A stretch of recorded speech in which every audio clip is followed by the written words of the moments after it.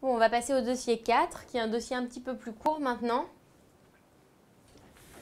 Donc, c'est un dossier de cancer du col. Donc, on a une patiente de 40 ans qui vient nous consulter pour anomalie de son frottis cervico-vaginal. Donc, il retrouve des cellules atypiques. C'est une patiente fumeuse, qui présente déjà un facteur de risque de cancer du col. Elle se plaint de rien, elle est mère de 5 enfants et est actuellement divorcée avec des rapports sexuels réguliers. Elle prend une pilule œstroprogestative. Elle a fait un antécédent de salpingite il y a 10 ans. Deuxième facteur de risque de cancer du col, les IST. Elle a un examen clinique sans particularité. Donc son gynécologue a fait réaliser une colposcopie qui retrouve des lésions intraépithéliales de haut grade selon la classification de Bethesda. Donc il vous l'adresse pour prise en charge. Donc question 1, quelle attitude thérapeutique alliez-vous lui proposer? Donc c'est une patiente qui a un frottis cervico-vaginal anormal confirmé par une colposcopie avec des lésions intraépithéliales de haut grade selon la classification de Bethesda. Vous savez que maintenant on utilise la classification de Bethesda pour l'analyse des frottis. Donc soit c'est un bas grade, soit c'est un haut grade. Donc ce qu'on va réaliser devant ce frottis anormal, c'est une conisation avec envoi de la pièce en anapathe. Il faudra faire ensuite une surveillance à 6 mois par nouvelle colposcopie. Et ensuite, cette patiente elle aura droit à une surveillance annuelle par frottis. Donc elle sort du dépistage du cancer par frottis tous les 3 ans. Donc la conisation, ça consiste à enlever une partie du col. Donc les complications, ça peut être la béance cervico-isthmique. Et donc ça fait surtout des complications au moment des complications obstétricales avec nécessité de faire un cerclage à 15 semaines, des complications hémorragiques et il peut y avoir aussi une sténose cicatricielle du col. Et donc ça c'est pareil, ça peut faire des complications au moment de la conception. Donc on va faire un petit rappel sur tout ce qui est prise en charge des lésions précancéreuses du cancer du col. Donc le frottis cervico-vaginal déjà. Pour l'interpréter, il faut qu'il y ait des cellules de l'endocole, donc systématiquement endocole et exocole. Donc les différents résultats qu'on peut avoir, c'est soit un frottis normal, soit un frottis anormal avec des lésions de bas grade ou de haut grade, soit le résultat Axus, donc c'est les atypies cellulaires de signification indéterminée. Donc quelle est la conduite à tenir en cas de Axus? C'est soit on refait un frottis à 6 mois, soit on fait la colposcopie d'emblée, soit on fait le test HPV. Donc il n'y a pas vraiment de consensus sur qu'est-ce qu'on fait en cas de Axus. C'est au médecin de décider. Donc si on vous le demande, il faudra présenter les 3 options. Ensuite, dernièrement, la présence de coïlocytes, petite subtilité, c'est témoin d'une infection à HPV. Donc la colposcopie ensuite, elle se fait sous anesthésie locale avec un schéma signé. Et on va faire des colorations au lugol et à l'acide acétique. Et ça nous permet de faire des biopsies multiples. Donc les biopsies systématiques de l'endocole et de l'exocole et de toutes les zones iodo-négatives. Et détermination bien sûr de la classification de Bethesda à partir de ça.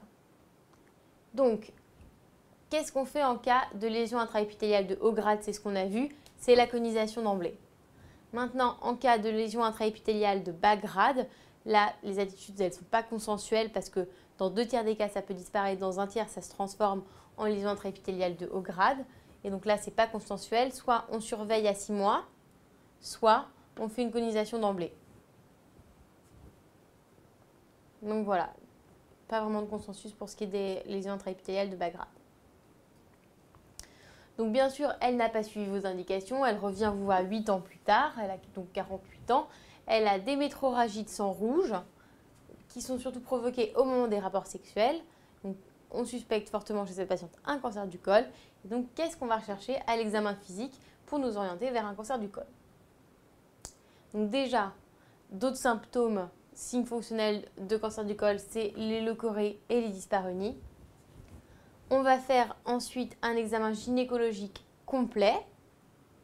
Donc, on pourra le compléter par un examen sous-jacent dans un second temps si besoin. Et donc là, on pourra faire un schéma de notre examen, date et signé. Donc on fait le TV plus le TR et le toucher bit digital. On va donc rechercher une masse bourgeonnante. Est-ce qu'on arrive à la palper? Très important, on va évaluer sa taille, hein. C'est un des facteurs pronostiques majeurs du cancer du col, la taille. Évaluer au TV et au TR l'extension au niveau des paramètres du vagin et du rectum. On recherche au TR un blindage pelvien. On peut rechercher ensuite au spéculum, bon, on va visualiser cette masse, qui est donc on va voir si elle est ulcérée ou pas. On recherche des adénopathies au niveau iliaque, au niveau du troisier et des métastases. Donc les métastases du cancer du col, c'est un cancer qui est quand même très agressif localement et métastatique beaucoup plus tardivement. Donc les métastases, on peut rechercher de l'acide, de la carcinose péritonéale, du poumon et du foie, mais c'est vraiment très tardif. C'est très rare qu'on en retrouve d'ailleurs au stade précoce comme ça. Donc on a donc un examen qui nous oriente vers un cancer du col de 6 cm. Donc au-delà de 5 cm, c'est un cancer du col de mauvais pronostic. Donc qu'est-ce qu'on va demander comme examen complémentaire pour faire notre diagnostic? Donc là, ce qu'on nous demande, c'est comment est-ce qu'on va faire le diagnostic de cancer du col. Donc c'est le diagnostic histologique et le bilan. Et le bilan, ça va être donc le bilan d'extension. Donc pour le diagnostic histologique, c'est des biopsies multiples avec envoi en allapate. Donc ça peut se faire soit lors d'une colposcopie, soit lors de l'examen clinique. On peut le faire lors de l'examen sous AG, si on en réalise un. Ce qu'on attend de l'analyse anapate, c'est donc un carcinome épidermoïde avec recherche ou pas d'embole. Pour ce qui est du bilan d'extension au niveau local et loco-régional, c'est l'IRM pelvien +++. Hein, c'est l'examen qui permet le mieux de voir au niveau du petit bassin. Donc c'est dans les recommandations, il faut vraiment faire l'IRM systématique. On verra très bien l'extension au niveau de la vessie, du rectum, au niveau des paramètres. Ensuite, au niveau de l'extension à distance, c'est le scanner TAP sans et avec injection, donc pour voir au niveau du foie, du poumon, même si on a dit que c'était assez rare au début. Enfin, on fera un PET scan. Donc maintenant, la lymphadénectomie cellio, c'est un peu old school. On préfère faire le PET scan pour rechercher les atteintes des adénopathies iliaques et lombo-aortiques.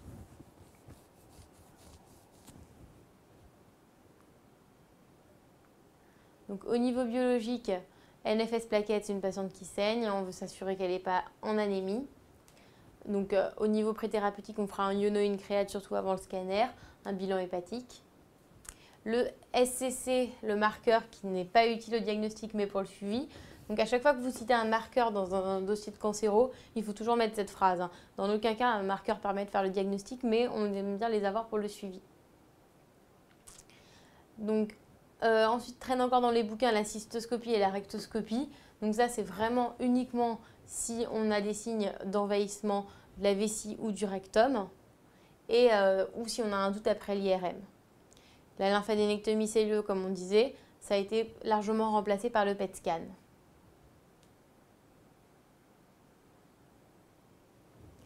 Donc, votre bilan permet de conclure un carcinome épidermoïde du stade 1B2. Donc, que signifie ce stade et quel en est donc le standard thérapeutique?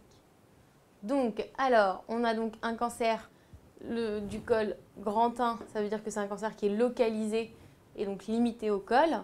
Grand B, il est invasif. Et petit 2, c'est qu'il a une taille qui est supérieure à 4 cm ou supérieure ou égale à 5 cm, donc de moins bon pronostic. Et donc, le standard thérapeutique pour le cancer du col au-delà du stade 1B2, pardon, c'est la radiochimio concomitante. Donc la radiochimio concomitante, ça consiste à faire de la radiothérapie en même temps que la chimio. Donc la radiothérapie, elle est externe au niveau pelvien. Si jamais on a un envahissement des adénopathies, on irradiera aussi au niveau lombo-aortique. Donc ça, on le voit au niveau du PET scan. Et la chimiothérapie à base de 5-FU, de cisplatine, peu importe. Donc, il n'y a pas d'indication consensuelle à faire de la chirurgie. Ça peut être discuté en RCP en fonction de la réponse. Mais vraiment, le standard thérapeutique, c'est la radiochimio concomitante. Donc, on va revenir après un peu sur le traitement du cancer du col. Je vais vous donner toutes les recommandations. Donc, détailler les différents niveaux de prévention du cancer du col. Donc, la prévention, c'est en 3 niveaux, prévention primaire, secondaire, tertiaire. La prévention primaire, c'est la vaccination. Donc, la vaccination anti-HPV, hein, c'est le vaccin Gardasil contre les oncogènes 6, 11, 14 et 18. Donc, le vaccin tétravalent. L'arrêt du tabac, hein, c'est un facteur de risque de cancer du col, donc il faut arrêter de fumer. La prévention secondaire, donc c'est la réalisation du frottis à partir de 25 ans pour dépistage des lésions précancéreuses. Donc à partir de 25 ans, on répète à 1 an s'il est normal, puis ensuite tous les 3 ans. La prévention tertiaire, c'est le traitement des lésions précancéreuses, c'est donc la conisation.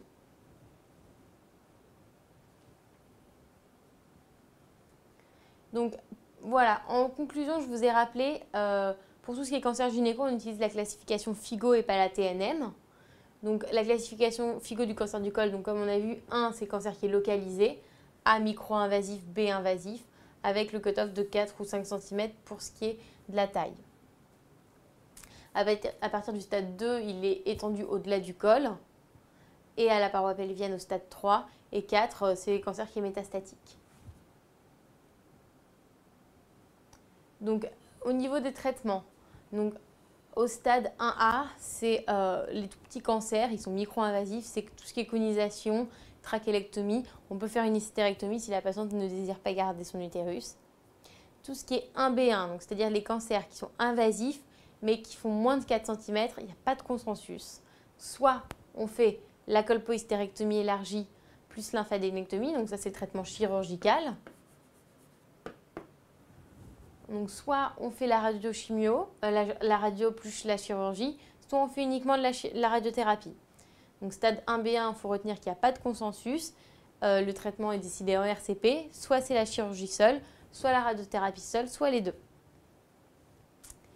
La chirurgie, c'est quand même une chirurgie lourde, hein, c'est la colpohystérectomie élargie plus lymphadénectomie, c'est-à-dire qu'on enlève tout, hein, on enlève l'utérus, les paramètres, on enlève le col et un bout du vagin, et on enlève les ganglions iliaques et lombo-aortiques. Le seul consensus qu'il y ait, c'est pour les stades 1B2 et au-delà, c'est la radiochimio concomitante. Comme on a vu dans ce dossier.